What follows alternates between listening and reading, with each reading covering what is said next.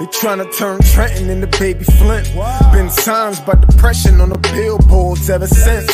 100 years ago we was lynched. Now they use germ warfare to kill us. I'm convinced, got the evidence. I look around and it's evident. Then go down to City Hall and see so much negligence. Real art is intelligent. A true artist sends messages that speak to your intelligence. They fought and died so I can do my thing. Not to get drunk and high or join no game. I will not let none of you die in vain. For my people I bang, bang, bang. My ancestors been through so much pain. I don't let them die in vain. My ancestors been through so much pain. I don't let them die in vain. I rep for you in everything I do. I rep for you in every place I go. I rep for you in everything I do. In every place I go. They say post-traumatic slavery disorder's fake, but I just tell them all to wake up. Everything we went through, what a way down a rape, bro. Isn't our genetic makeup. So I am my ancestors from block to block. Let's build like it's Tetris. We must unite, link up like a necklace. They fought and died and we disrespected. So I come to correct it. The legacy they left I protected. We only think about self and neglected. You're African but yet you rejected. No. My ancestors been through so much pain. I don't let them die in vain. My ancestors been through so much pain.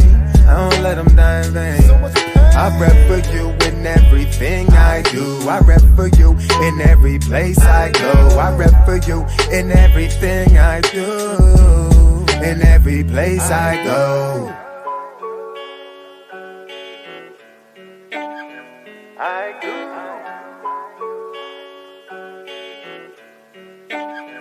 I go.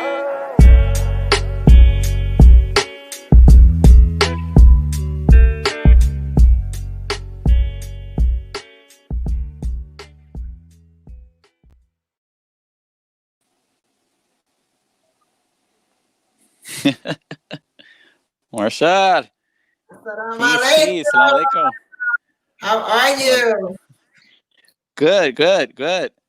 It's good to see everybody. You know what I'm saying? It's good to see everybody. Welcome to a new exclusive with New Freedom Exchange.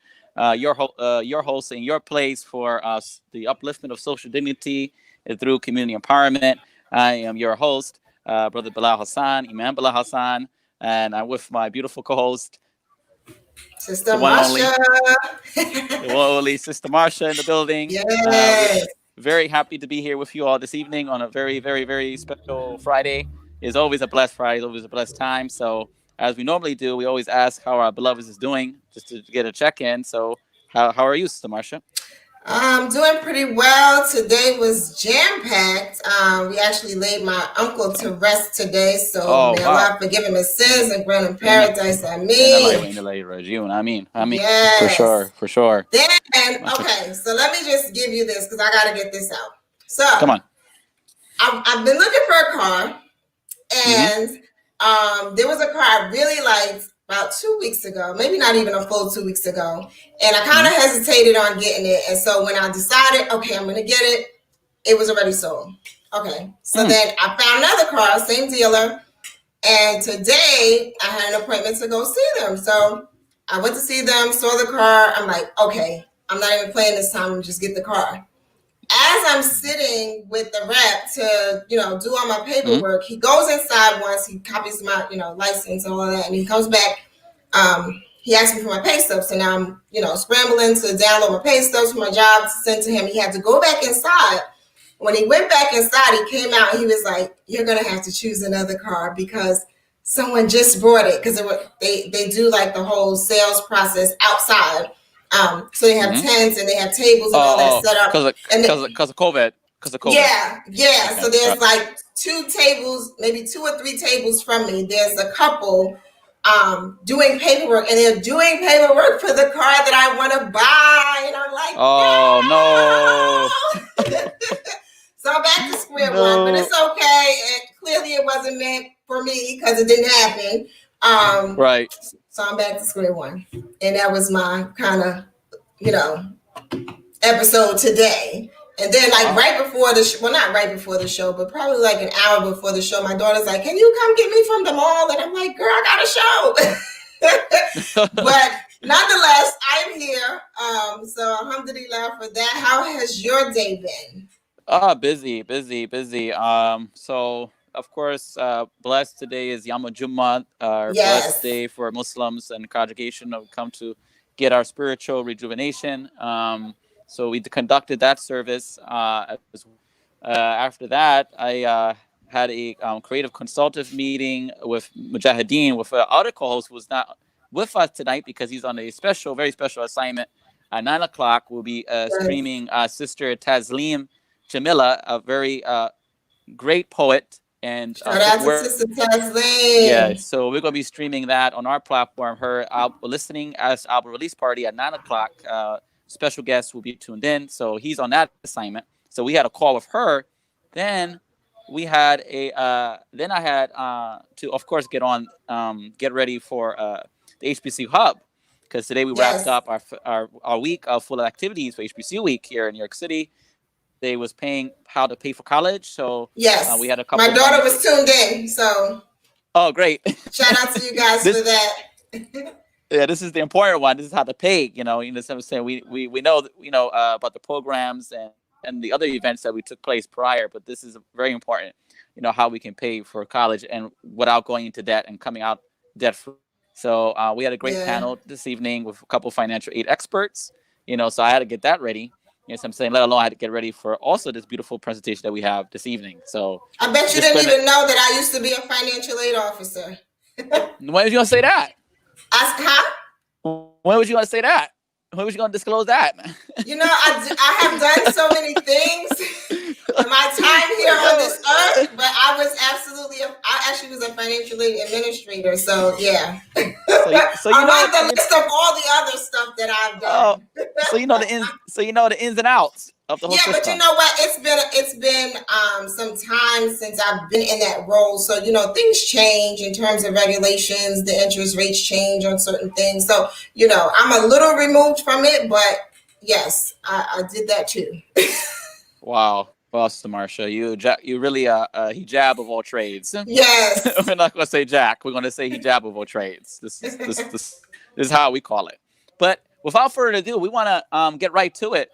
We'd like to thank everyone for tuning in. If you are tuned in, please share the stream, and also please like us on our Facebook page, New Freedom Exchange. Subscribe to our YouTube channel, also New Freedom Exchange. Tonight we have a very, very special show with the founders of the Black Legacy Film Festival. Okay, Black Legacy Film Festival, and we have both of the founders with us tonight, Sister Melissa Q and Brother Antonio Leaks, and we're going to read both of their their brief bios sent to us. And this is a very important initiative, I think, and perusing through the very impressed with their press kit and how it looks. Very impressive. It definitely stands out. Definitely. So definitely kudos to the person whoever did their press kit. Is definitely top tier. So let's start with Melissa Q. Okay. Melissa Q, she is the producer. Melissa Quiones. Oh, you want to read it? No, I thought I was doing it. Go ahead. You go ahead. No, you can read. No, you read Melissa, and I'll read Antonio. Okay. So we'll start with Melissa Q. She's a producer. Melissa Quiones is very dedicated to helping others gain the knowledge they need to navigate in the entertainment industry, as well as producing and creating content that spark thought-provoking conversations. Melissa was the former producer for Hot 97 and Fox's Street Soldiers, and later worked on the Netflix show She's Gotta Have It, and is currently working for NBC's FBI. Go ahead, sis. I'm excited. Yeah, she's good. Now for Antonio Leaks. Mr. Antonio Leaks is the digital creative. Antonio Leaks is a creative dedicated to making opportunities for Black and indigenous people of color in the industry. After attending the first HBCU, Lincoln University, Antonio then founded Outside the Lines film production, focusing on experimental, tongue twister, experimental films that can be streamed on Amazon Prime. As a host of the Day Ones podcast, Antonio highlights stories of inspiration and humanity significant to communities of color. So without further ado, let us bring on our beloveds, Melissa Q and Antonio Leaks. Hi, guys. Hey. How are you? Hi, everybody. Good. How are you? Good. Very good. I'm excited for this conversation today. I want to know all about what inspired you to do what you're doing. I want to know about these films. I want to know why this is important to put out into the community. I want to know all of it. Great. So We're do you want excited to to start, Tone? I don't know. Yeah, where would you like us to start? Wherever you want to start, tell us a little bit about yourselves, more about, I know we read the bios, but the bios are sort of a glimpse into you. And so we usually like to ask you to go a little bit more in depth about who you are, what inspired you to get into what it is that you're doing today. Great. Gotcha. Melissa, I'll let you go first on that. Sure. So we, me, Bilal, and Tone, we all went to the Lincoln University. They tried to tag team me today, y'all. They tried to tag team me, but it's okay. I love them anyway. I just have to let it be known. You know what I mean?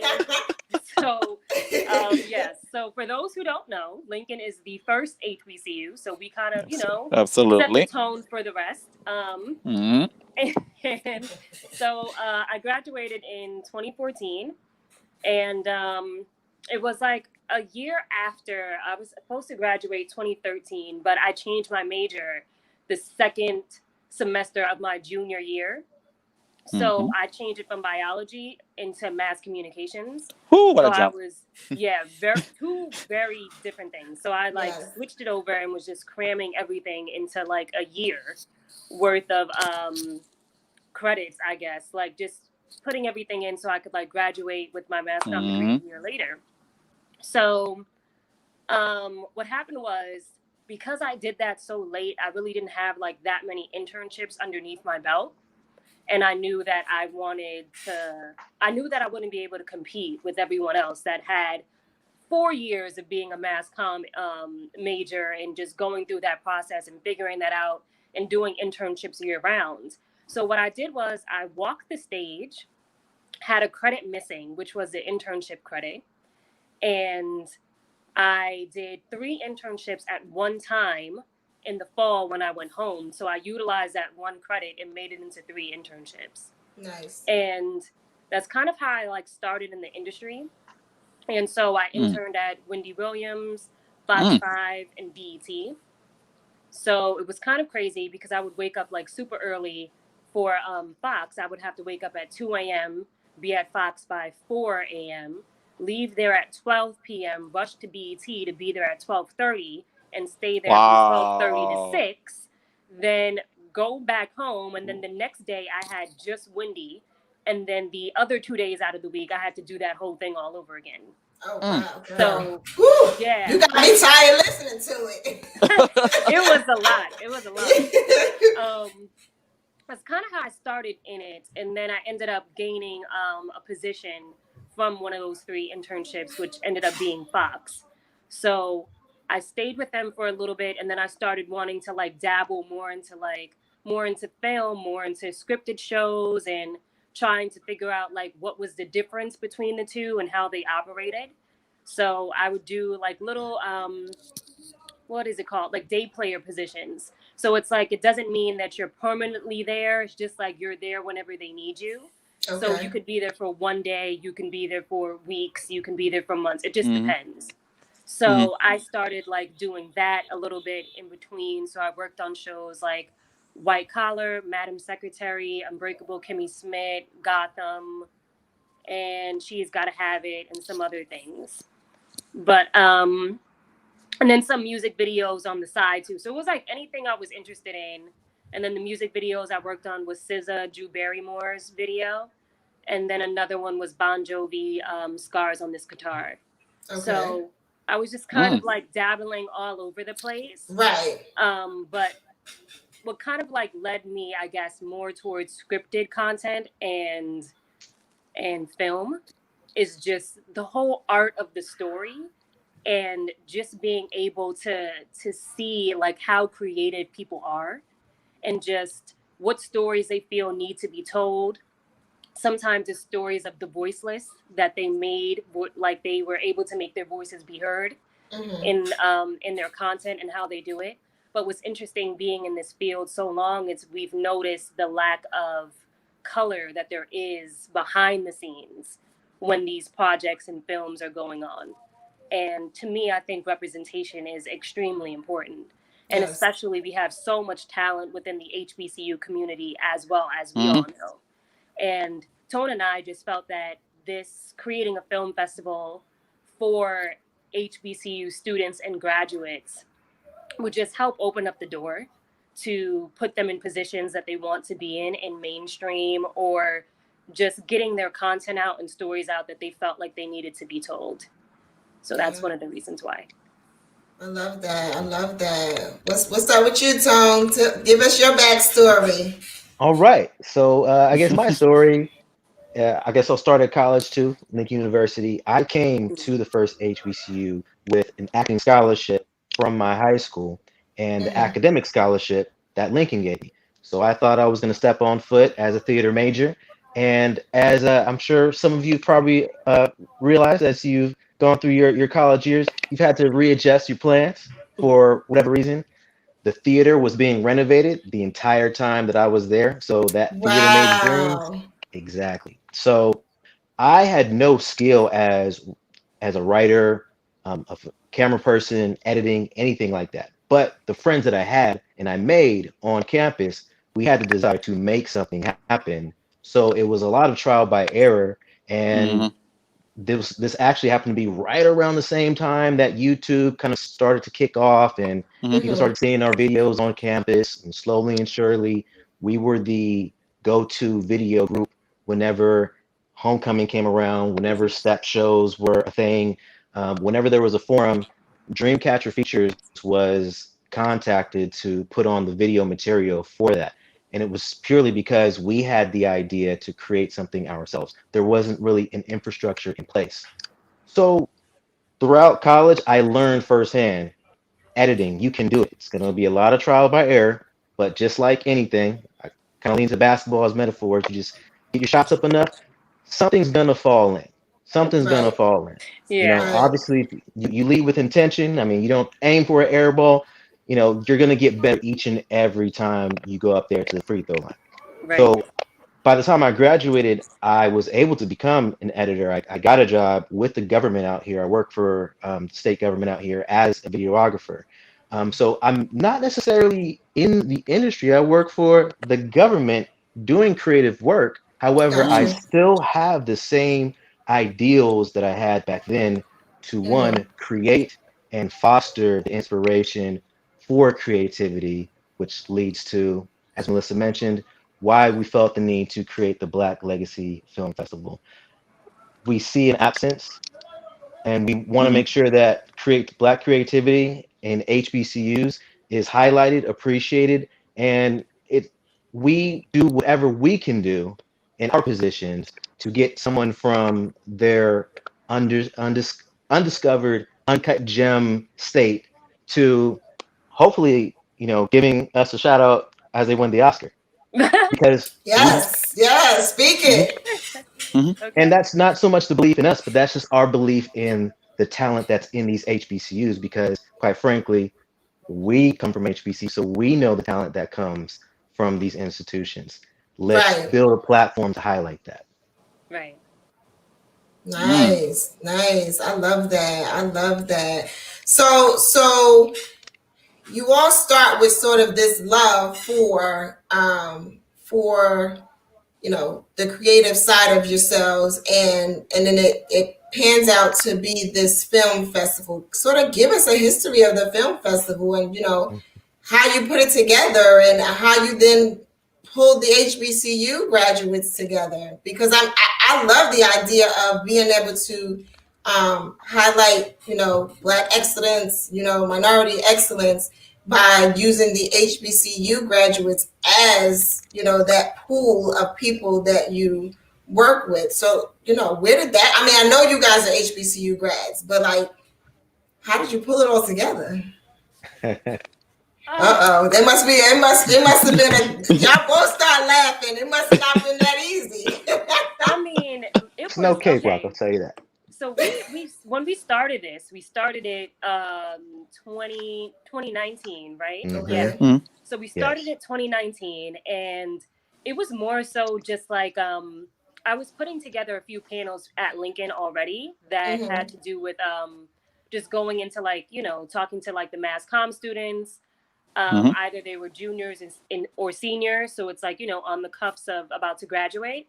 Yep. So I would just bring in Lincoln alum that were doing things in the mass communication industry. So I would bring them in, and it would just be like a panel discussion on kind of like the steps that we all personally took after we graduated to get to these positions. So that was what the panel was about. And then the following year, I was like, you know what? Like, I'm seeing so many people from HBCUs that have films, and some of them are premiering their films at their university or going to HBCU campuses that are independent filmmakers and screening them there. So I was just like, it would be so dope if we had a film festival that we could do this year instead of like, well, the panel and a film festival. So like just make it an overall event. Right. But that didn't end up happening the way that I thought it was going to. Yeah. So we ended up postponing that. And then we just kind of like was just taking time and just sitting on the idea for a while. And to be honest, Tone actually received what was it? A message from someone that is a part of the alumni committee. Okay. So yeah, so then he brought this to my attention, and then we were like, you know what? Like, let's just get this thing going. We have 1 month to put together a film festival. Like, let's just create all the press material that we would need for this. Let's reach out to our individual networks of filmmakers that graduated from HBCUs. Let's see what their content is. Let's screen it. Let's see if we can get them on board with this. And then we ended up contacting someone else later on named Emma, who is in contact with a lot of HBCU recruiters. So we're just like, hey, we want to get this word out even more to plan for our full-blown festival for next year. So it's like, hey, can these recruiters let HBCU students incoming and already there, can they let them know about what we're doing? Because a lot of HBCUs actually do not have film majors or a film department. Okay. So that's also something. So it's like, we know that they're there. It's just finding out a way to pinpoint them. Right. Excellent. Tony, do you have something to add to that, or? No, I was just gonna say like that's literally what we are aiming towards. My heart always goes to the arts kid at the HBCU, and I love my HBCU experience. But during my time, there was so much of an emphasis, and which is great, on research or science or health, other fields where there's a big group of folks, communications based or just arts based, who are not necessarily being highlighted or appreciated or the talent being fostered. And this is something that we wanted to promote and offer to kind of serve as a solution for a place for them to come to and hopefully utilize us to move to the next level. Yes. So can you all speak towards the industry now, since you all both, you're both in the industry. Melissa is in the industry. You, Tone, you may be in the governmental sector, but nevertheless, I mean, I'm sure you're a student of the industry and the film industry. And speak to the importance of and the problem of just the lack thereof of independent Black filmmakers, and how important this festival is to not only not only for this one time, but as you say, you want to build it up and make it bigger. How important that is to highlight independent filmmakers, because to be honest, we may not even really hear about these independent films. To be honest with you, if it wasn't for maybe Netflix, if they pick it up, Right. But other than that, a lot of African American women and men get swept underneath the rug. Yeah. Yes, So can you You speak know, to that? 100%. actually, Hmm. hmm? Go ahead. Oh, yeah, like, it's interesting when you say that too, because it's true, and I have so much like Hmm. admiration for filmmakers, Hmm. because especially when you're independently doing it, that means Sure. you're sourcing it Hmm. yourself. And I Hmm. don't think people understand how much money it Hmm. takes, or just how creative you have to be to kind of finagle around certain things. And Hmm. for people to actually get it done is just amazing. To just see their accomplishment and their vision behind everything is just dope, and I have so much respect for them and everything it is that they do, because it's amazing how much they're able to put together. um and even when it comes to getting deals with Netflix, that's like not the easiest thing to do either. Right. So it's like these filmmakers are basically wearing like more than one hat: the creative one and then the business one. So it's just like trying to figure everything out, trying to see what that looks like. It's insane. It's important always to have stories that are from us, by us, told by us, because it will be the most authentic, and no one can shy away from an issue that we think needs to be heard. So it's amazing for us to have that platform and to be able to I guess just get our voices out there. And especially with this film festival, like Tone can speak to this too. Like, there are different ways that we're trying to think of that we can help fund creative projects, and Yes. also partner with people too that are able to put them in the positions that they deserve to be in. So one of our partners that we have is the Nate Parker Foundation. So that's also a big thing for us right now, because we just landed that not too long ago. Nice. And we're going to be able to partner with them and see what Mm. direction we can take these emerging filmmakers, and how we can put their stuff on bigger platforms, and how we can teach them about the business end of things and what they need to look out for, and provide those resources. Yeah, I would actually just like to add to that. You hit the nail on the head. I think creators, filmmakers, they focus so much on one aspect, and it's just let me make my film. But then there's another thing. So just like real estate, so much of it is location, location, location. When it comes to creating content, so much of it is exposure and being seen. So even if you make something that's great, the you mentioned a film of mine. I have a 10-minute silent film. I wanted to go really artsy with my silent film. It took me another year to get it on Amazon Prime, but I didn't know the steps that I needed to take to make that happen right away.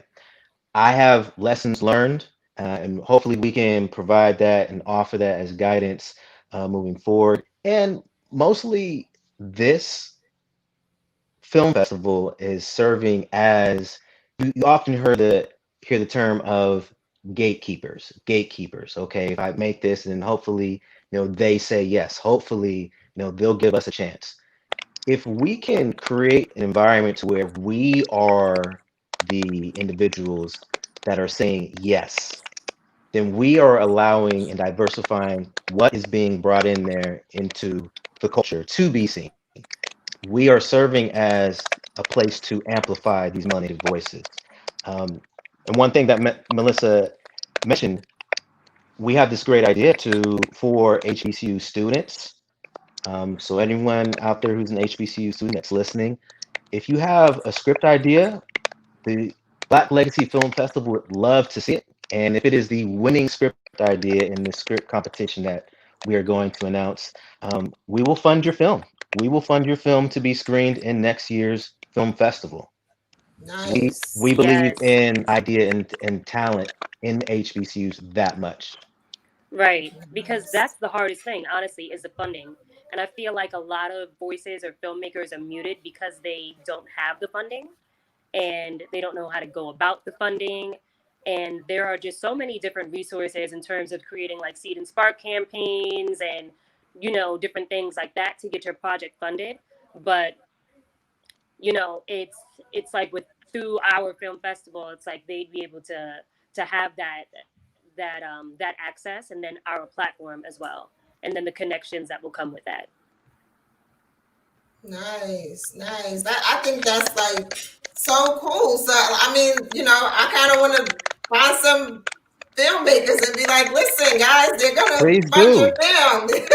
Right? Please do. Yeah, put it out there. So for people who two things. One, I want to sort of know a little bit more about these films that you guys show in the festival. But I also want to know, like, how would someone, you know, of the general public just get connected with seeing the film festival, or, you know, how would they link up with what you guys are doing?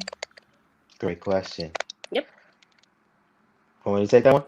Sure. Okay. So in terms of getting connected, at theblacklegacyfilmfestival.com. That is our website. In terms of the event itself, we have an Eventbrite link that we are promoting, that we are putting out there. We might have provided it to you guys, so if we did, you know, feel free to send it out there. We'd appreciate it. The film festival is going to premiere Monday, October 12th. I'm on the West Coast, so it is going to be 3:30 my time, 6:30 Eastern time. I'm sorry, what was the other question? I apologize.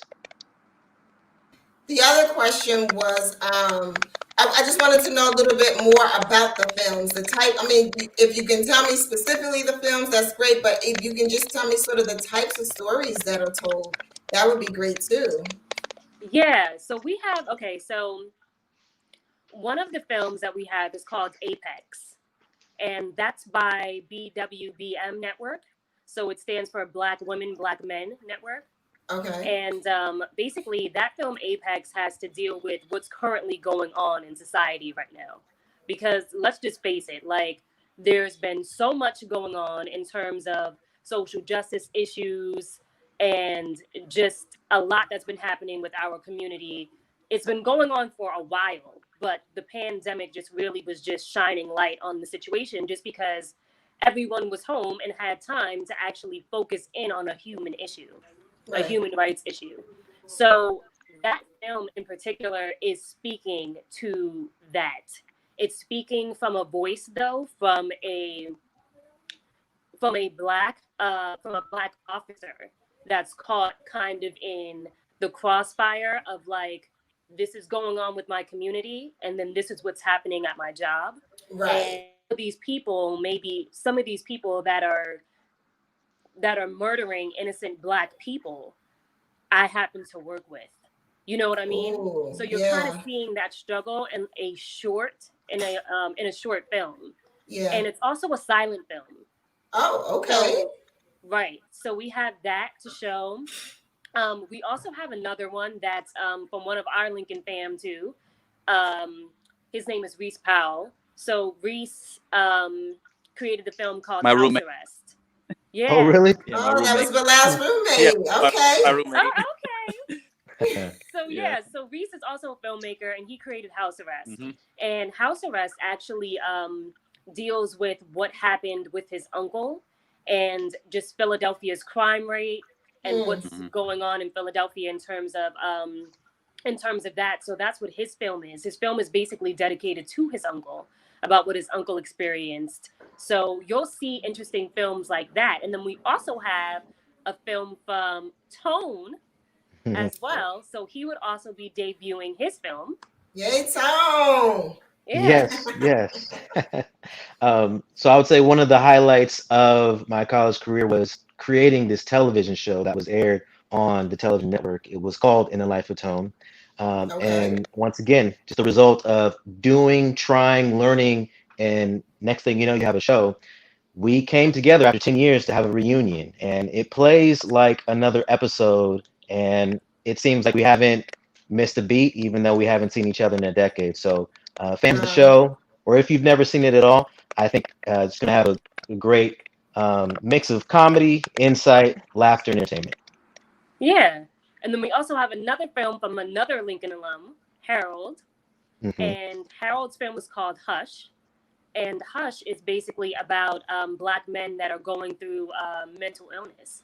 So it's like mental health type of film. So it's like, if it's like depression or, anything it is that's going on, it's like he created the film that talks about that and kind of having like that dialogue within, Black men and the Black community dealing with all the stress that you guys have to deal with. So it's a film about that. And then it's also, what other film? We have a animated film as well. Oh, nice. We do. Yeah. We have an animated film called Judge Khalil, which is about a young inspiring kid, Khalil, who wants to learn about the justice system by becoming a judge.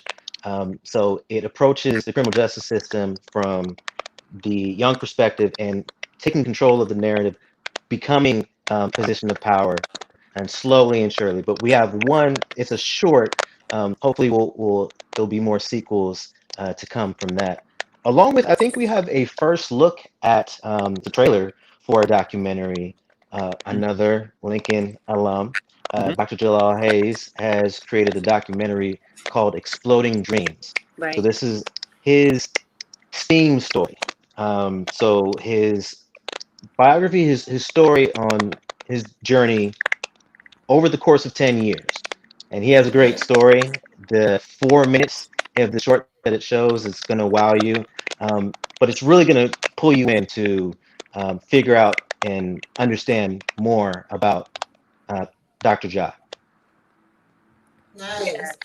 So talk to our audience about why it's so important for us to tell these stories from our perspective. Like, why is that so important? You never want your narrative to get lost. You know what I mean? Like it's almost like, say I come to you and I tell you my story, right? And now my story is in your hands and you're able to do whatever you want to do creatively with it. So that means you can turn around what I said. You can, mix up my story. You can add something to it. You can take away maybe the most important component that I thought was important.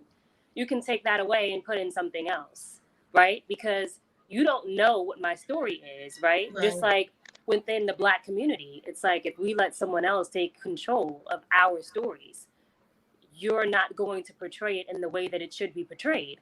One, because you're not walking in my shoes to understand what my struggle is, right?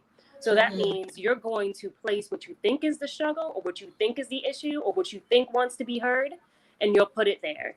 But if I know my story and I know my people's story and I'm letting my people tell the story, they're not going to get it wrong. They're always going to have the right narrative, right? There's always something more powerful and meaningful that we're trying to get across to people for people to hear. And what better way to do that than do that creatively? 100%. I couldn't have said better.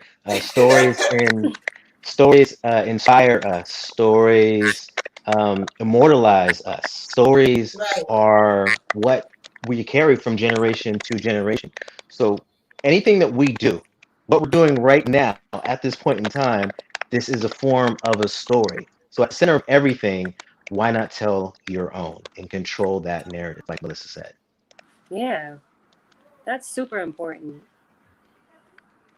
Excellent. I just want to also, just commend you all, saying for the work that you all are doing.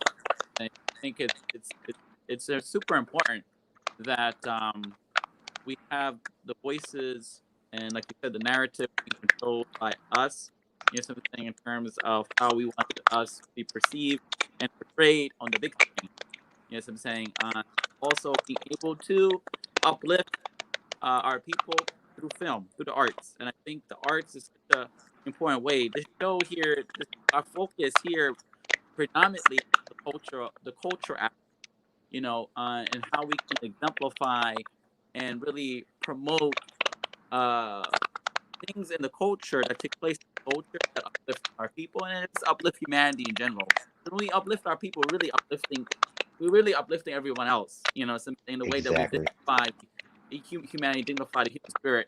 So, you know, what you all are doing is a step in that direction. And you know, I would have to just ask. I don't know if you can answer this. We can ask this question about what are some of the inspirations, or do you have people, or do you have people in mind that inspire you to do the work that you are doing now? Ooh, I love that question. Inspirations. Yeah. Yes. Whew, I would say early folks like Oscar Micheaux. That's like an early filmmaker, way back. So folks can Google that, Oscar Micheaux. Um, Folks like not Mario Van Peebles, but his father, Melvin Van Peebles. Ah.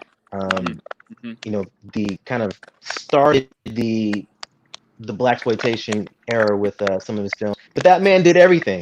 That man did everything. Right. I'm always inspired by those folks who dare to try. Mm-hmm. It may not be the greatest thing ever, but daring to try allows me to know that the groundwork has been paved with the very least the effort. And what is life worth living if you're not trying?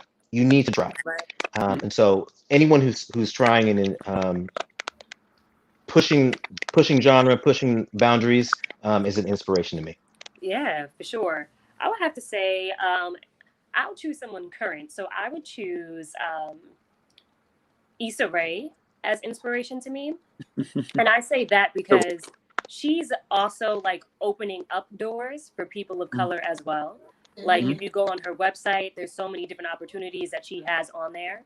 Also, Lena Waithe is another one. Like Mm-hmm. she's also creating so many opportunities of people of color as well. She has something called the Hillman Grad Program, which is a program that focuses on writers and helping them get into the industry, writers of color. And if you submit a script to them, it goes through this whole process. And if they like your script, she actually picks your script up and they produce the film for you.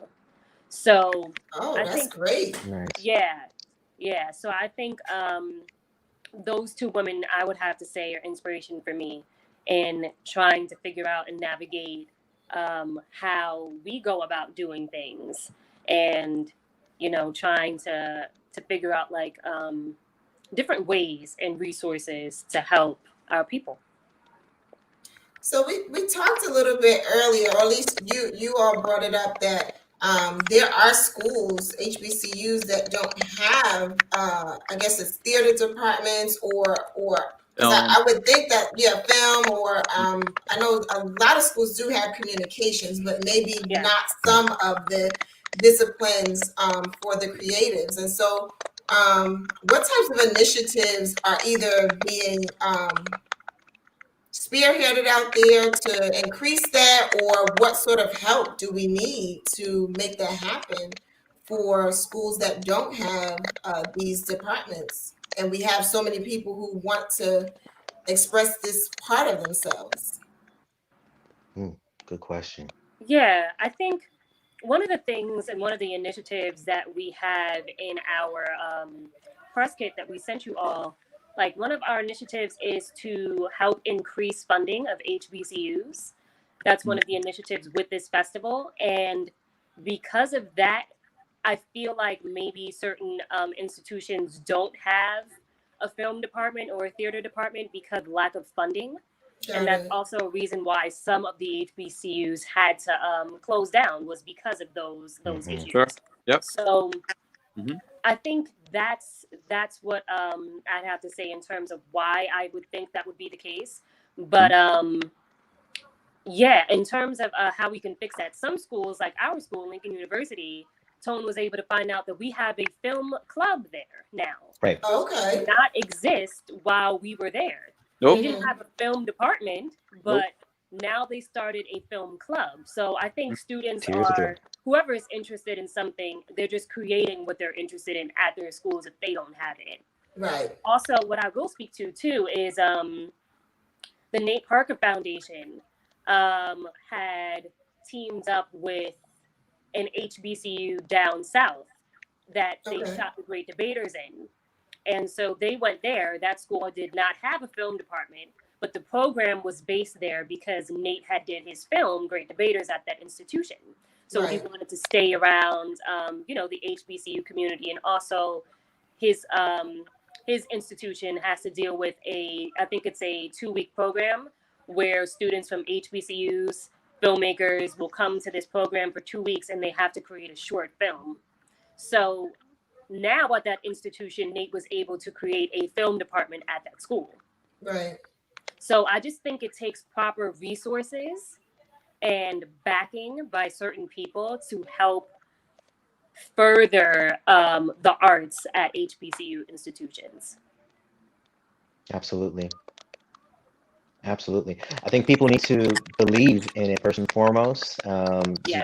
Why possibly, and if we're not like kidding ourselves, like there's some things that money is tied to it. It might be a politic thing, where's the actual ROI on certain programs such as this? So why are we not promoting this if we don't believe in this? And because we don't believe in this, we're not necessarily seeing this. And to Melissa's point, my hat's off to any student at any HBCU who has taken the initiative to create things on their own because they believe in themselves. They want to see it themselves. This is exactly what we're doing with the film festival. We want to serve an assistance with folks to help in the seeing department. So if more people can see it, more people can believe it. So that can just be in the back of institutions' minds when they see what is being right underneath at their own campuses, the talent that's right there that they're not fostering with whatever programs. Right. Yep. I mean, especially with the passing of Chadwick Boseman, Harvard University grad, and a student of the film, of the arts of the film, going over to Oxford, being paid by Washington, supported by Felicia Rashad, to go over another grad to go over and learn film. I think that also, sometimes the importance of the elders, those who have the resources. Nothing we don't as young adults, but those who have the resources to give back, and to help give that edge. Would you all say how important is mentorship in the field of film? So I'm saying that you all in. How important is that mentorship and guidance in the field of film? Shoot, it's very important. Right up there, right up there. Mentorship is super important. It was crazy because now that you bring that up, I was thinking about one thing in particular. Like the reason why I had started going back to Lincoln and doing panels in the first place was because one of my WEEN sisters, and WEEN stands for Women in Entertainment Empowerment Network. Okay. So one of my WEEN sisters that also went to Lincoln was telling me, she's much younger than me. She's like, oh yeah, in my senior year of college, like as a mass comm major, I didn't see that there were a lot of people that graduated from Lincoln that was in the mass comm field. And she was like, they graduated with their degree, but I don't see them like actually working in the industry. And I'm like, what? What are you talking about? There's so many of us. And I was just thinking, like, how does she not know that, So I was just like, you know what? Like, let's just do this panel with dope people and just show her, like, look, we're here. But not only are we showing you that we're here, we're also saying, like, we'll show you, like, our steps. We'll talk to you about what we did. If we have any connections in the areas that you are looking to be in, we will show you that. Because it's extremely hard when you're trying to enter this industry and you have zero connections. Not to say it can't be done. It can be done, but it's a lot harder to navigate in that space. So we all kind of served as mentors to everyone that was interested in wanting to know more about the industry, because we can tell you our mistakes. I can tell you, look, I messed up here. You know what I mean? Like, you might not want to do that. Like, I can save you time in certain areas that I had to take time to find out on my own. So I wish, like, when I was at Lincoln, that there was someone that was like kind of showing me the ropes and kind of like telling me, like, look, this is kind of how this goes, because I wasn't really sure what certain tracks were. Like, if I want to be a producer, how do I do that? Like, what job am I looking for when I come out of college? You know what I mean? So I think that was the struggle for me in undergrad. And I was just thinking, I just wish I had someone that would just tell me like what I'm supposed to be doing. But then you find out in this industry as well, it's kind of like there really isn't a path. You know what I mean? Right. It's kind of like you listen to other people's stories, you find a mentor, and you kind of like figure out your own little way to navigate in that space. But I think it's great when you have someone that can like shed a light on something instead of, steering yourself kind of in the dark. So. No, I 100% agree with that. Like it's great to have someone to show you the way, or at least give guidance. And you may not necessarily follow each and every step that they did, or each take every advice as gold, but just having something instead of just shooting from the hip every single time, knowing, okay, is this even something worth pursuing? Is this worth my time? Is it really worth it? Mentorship is something that is very important, and quite frankly, sorry to tie everything back to the festival, but I think this is another reason why we would love to have this and keep this going year after year after year, because what we want to serve in a broader sense, we want to be mentors to these students, to at least offer a pathway, something. This is an option. This is what your future can look like. Right. Yeah, and I just want to make a point to add to that. I feel like mentorship is needed across the disciplines, right? We know so many people. Melissa, you just sort of shared a story about your sister in the group, and that she didn't see that there were people from her major who were working in the industry. And there are a lot of people across disciplines that sort of go to school for one thing and then wind up doing something totally different. And a lot of times it's because that mentorship piece is missing, and that they have some trouble with access, especially I would say with the communications industry, because like as you mentioned, it's very hard, not impossible, but very hard to reach your goals or get in if you don't know someone, or at least have sort of this pathway set out, whether you choose to walk that path or not. So I just wanted to sort of drive home that point that it's important as alum that we make efforts towards establishing mentorship for those coming behind us, so that it doesn't have to be that hard for everyone. Right, exactly. Like it's all about community. It's almost like, Oh, I'm sorry. No, I like that, Tone. No, Tone said, no, that's okay. He said it's all about community, and I think that's absolutely it. Yeah. It's almost like I look at it as it's almost like generational wealth, so to speak, right? It's like, so when you have family members that have like basically worked their behinds off to achieve, whatever it is, success, wealth, money, everything, right? So when you have family members that have done that and then they pass it on to their family, so it's like you can learn from this, you can take what I've given you, and you can elevate and grow this even more than I've done it. So it's kind of like what that is. It's kind of like that type of feeling with it. It's like, if we have this knowledge, like, why not share it? Right. You know what I mean? Like, why not tell you? Like, why would I want you to, you know what I mean, bang your head against the wall 1,000 times when I can like save you time on doing that? Right. So it's kind of like, that's what I'm viewing this mentorship as, where it's just like, listen, we have these gems, you know what I mean? And they're coming from a place where it's just like, look, I went through the struggle for you. You know what I mean? Like, you're all obviously going to make your own decisions, your own choices, but this is what I've done. And if I can extend the olive branch to you, I will do so. Nice. I love that. For folks who are listening, who have that knowledge, who, they might be going back and forth on whether or not you should extend an olive branch, I'll say that's probably one of the biggest surprises now that I'm, an old head these days. Sharing that knowledge and helping mentoring people, there's a huge amount of joy in being selfless. Yeah. And I'll be honest, that wasn't my mindset 100% of the time when I first started. I was playing that one L. It was on me, me, me, me, me. But Yeah. now that I realize that we can all get there together, and I am just as happy to see someone pursue their dreams and excel as if I was there myself.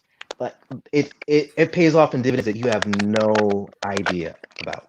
Right. And I'm so glad you said that, because as Melissa was speaking, I was thinking that there is this joy in being able to be the person that sort of passes the baton and lets the next person run. Like, there's so much gratification that you get from that. And I think that as a community, we're sort of getting away from that, hoarding the information just for me, myself, and you got to get it on your own type of thing. So I'm glad that you brought that up, Tone, because there is so much gratification in sort of moving the needle forward by being the mentor. So what's next for the film festival? Tell us sort of what comes next for you guys. All right. Oh, what comes next? That's such a Yes, I know, but just pick a piece. Yeah, how much time you got?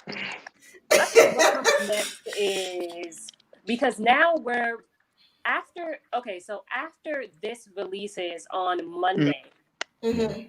we now have to plan for basically take this a whole year worth of planning for the next for the actual like main festival. Okay. So what that would consist of is like we're just gonna double down and work extremely hard on solidifying a whole lot more partnerships and sponsorships. Okay. With folks, and just getting people on board with this that can help move this in the direction that it should be. So right now, like, we're working with folks, we have a good team, we have a good understanding of that, but now it's just like, okay, trying to like zone in on important things, which would be like, okay, like sponsorships and what this is going to look like. Also, we also, when everything gets back to normal, whenever that is, and we're actually able to whenever. right, and we're actually all able to be in a physical space together, Mm-hmm. like that idea would be, we talked about this before, is hosting it on Lincoln's campus and just having Lincoln be the host of the film festivals. So having people from all HBCUs come back home and come to the first HBCU and just join in celebration with us on the magic that we're able to create. So that's the main goal. If we could just be there, though. So, Right. Well, I just want to throw out an idea to you, because I have a friend who was he just premiered a film of his own. It's not it was not sort of an HBCU thing, but his film was premiered in Maine, and what they did was they did it sort of like a drive-in movie type thing, where they had the big screen outdoors and they had the cars. So just in case normal doesn't come back to us anytime soon, I just wanted to throw that out there to you all. Yeah, we'll just use the ICC. We'll just use the ICC parking lot or around the football stadium. Something like that. Yeah, that would be cool too. Because I love that idea of bringing it to the campus. And so, who knows what's happening with COVID. So that's just an option for you all. Yeah. Also, speaking of that too, Howard. Now that's just in my mind. Yes, girls. You can say it again. It's okay. Harold's actually from Lincoln. He's also a part of the Alumni Association. So Harold was actually able to solidify a drive-in in Philadelphia. So there'll be 2 films showing there before the feature. So one of the films would be Harold's film Hush, and then the other film would be House Arrest by another one of our own alumni, Reese, as well. Love that. Philadelphia Film Society is where the drive-in will happen on Monday at 6:30. Nice. Yeah, I mean, this is good. This is great.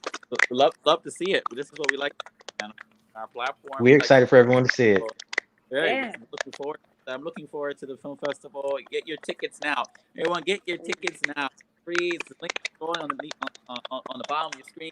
I mean, get your tickets for independent Black film makers. You know what I'm saying? Who are creating all types of short films, long films,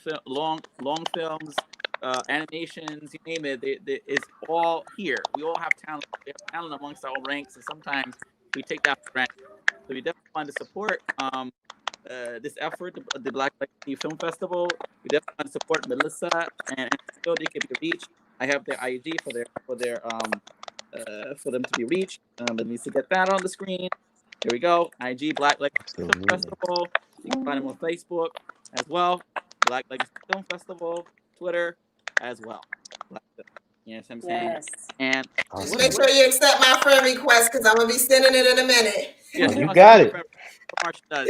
She always likes to connect with our guests Yes. because it's more just this. We just don't want it just to be a one-time discussion. We would Right.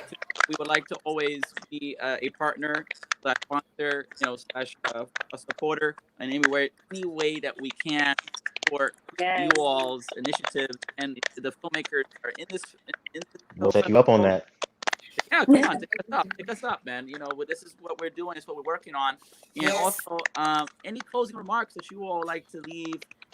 Perhaps that closing remark and a mixture of some motivation you want to give to somebody right now who's like, I'm not sure if I want to get home. I don't know the mess coming up, struggling. I don't know what I want to do. Okay, so I think I would have to say, I think one of the hardest things of being a creator, because I struggle with this too, is always wondering if someone is going to like your content or understand your content. So if there's anyone that is struggling with that in terms of creating and being like, oh, I don't know if I should, or are people going to like it? It's just always keep in mind that you're creating it because it's something that needs to be told. It's also like, you're also creating it for other people and it'll be a blessing to other people, but you're also creating it for yourself too. So sometimes as people, we need to let go of things and just express things. And one of the ways you can do that is just create it and get it out there. And that could be another form of your own therapy, is just releasing some of that in a creative way. So I would just say, if you're struggling with that, create it anyway. See what happens. There's no greater feeling than completing a project, and we'll help you do that. Absolutely. I guess I would say it's in your destiny to create what is on your mind to create, regardless of whatever the setbacks, the obstacles that you think or that you're seeing physically that you know that you're gonna have to encounter. It's meant for you. You are put on this earth for a reason to have this voice. Make it. Like, it is your destiny to create something for someone else. If that's what's in your heart, take what's in your heart, put it in whatever form, whatever medium that you choose that speaks to your heart, and let the world see. And we will all appreciate it. You'll learn more from it, and you will all see that we never left, but we are Black on top. Yes. Love that. I love that. And Sister Marsha, what do you have to say for your closing? Closing remarks are push past fear. Because push past your fear. To all my creatives out there, push past the fear. Show your excellence. We believe in you. We want to see our stories told by us. We want to change the narrative. And the best way for us to do that is for that creative out there who's sort of struggling with the should I, could I, maybe not, maybe so. Just do it. Push past the fear. You have so many people in the background who are waiting to support. And we are all unique in our own way. So don't think that the story's already been told, because no one can tell it like you can tell it. So yours will be uniquely told, and we're waiting for you. We're waiting for you. The Black Film Festival, Black HBCU Film Festival is waiting for you. We are. Submit your films and make it happen. Yeah, I agree. And I think it's important that we push past fear, and also the validation part. We need to push past looking for validation from other people. Look, even for my own peers, sometimes that could also be a distraction, something for us, and again, a way of true progress for ourselves, knowing that, we're always seeking, this validation, always seeking, is this person going to like my content? As a creative, we creators go through stress too, like listen to stress, depression. He says that's a real thing in general for everybody, but especially for creatives and Black creatives who are wondering, well, how am I going to pay my bills? Well, how am I going to, I have to support my children, or I have to put my children in college, and like, I have to pay off my student loan debt, which some of us are still paying, by the way. Instead of saying, Charlie Mason knocking on the door, fed loan and all that other stuff. So all this stuff is reality, but you can still make content. You can still enjoy life. So you can still find a balance enjoying life. Making the content that you love making. And sometimes, you may have to work a 9 to 5. You may have to work a 9 to 5. At night, you may have to put in serious work. At night, you put in serious work. Fund your dream. Yeah, you fund that into your dream. So therefore, when you leave your 9 to 5 desk job, you have already established. You have established organization, LLC, be it LLC, a not-for-profit, whatever the case may be. So we want to limit ourselves either when we put our limitations on ourselves, for ourselves from true progress, and that's something we want to be doing, as we move forward. So just a few announcements before we let everyone go for this evening. Don't forget, we are streaming, hoping to stream the Taslim Jamil out of Chicago. She is a poet, spoken word artist. She just dropped her album today, independent artist. It's called Activation. It's streaming live on all streaming platforms now. She's on her platform right now, streaming a listening party with some special guests, which Professor Griff from Public Enemy will be in the building as well. So we're streaming that. That's going on right now.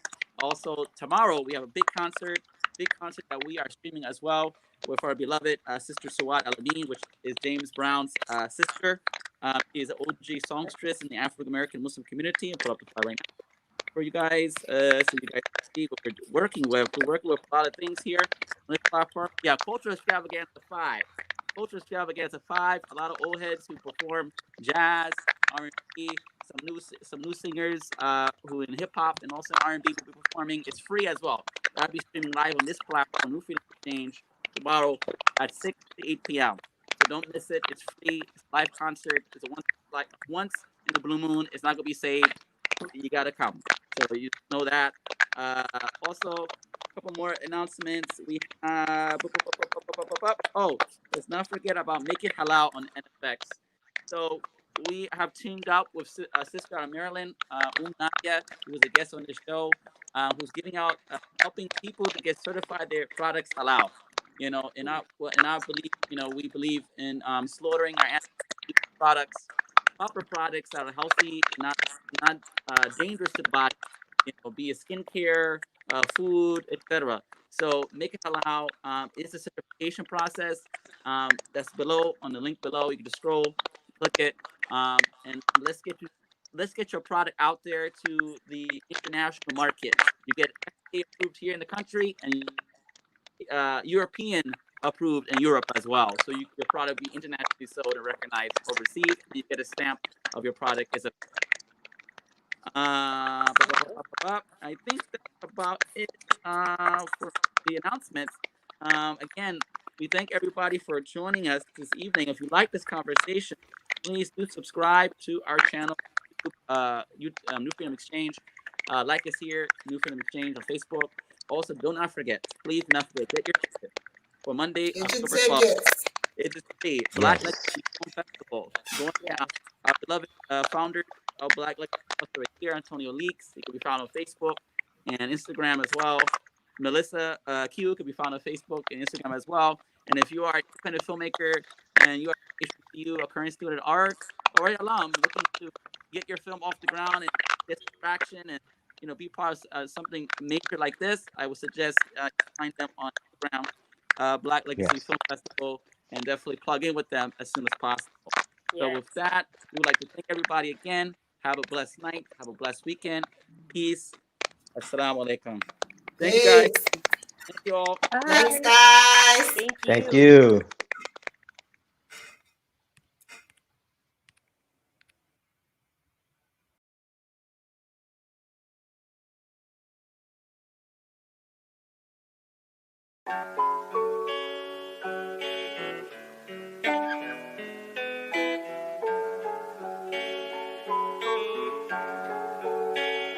They tryna turn Trenton into Baby Flint.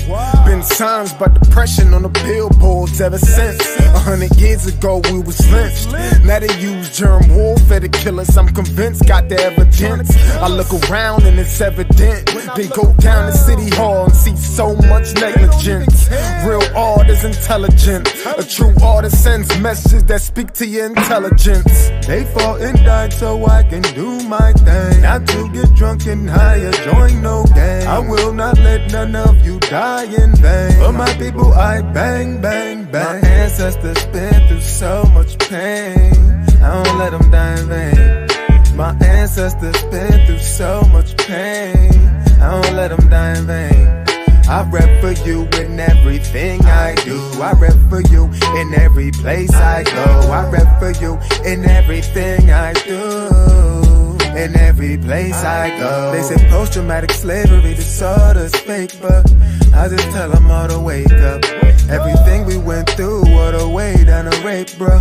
Isn't our genetic makeup. So I am my ancestors from block to block. Let's build like it's Tetris. We must unite, link up like a necklace. They fought and died and we disrespected. So I come to correct it. The legacy they left I protected. We only think about self and neglected. You're African but yet you rejected. No. My ancestors been through so much pain. I don't let them die in vain. My ancestors been through so much pain. I don't let them die in vain. I rep for you in everything I do. I rep for you in every place I go. I rep for you in everything I do. In every place I go. I do.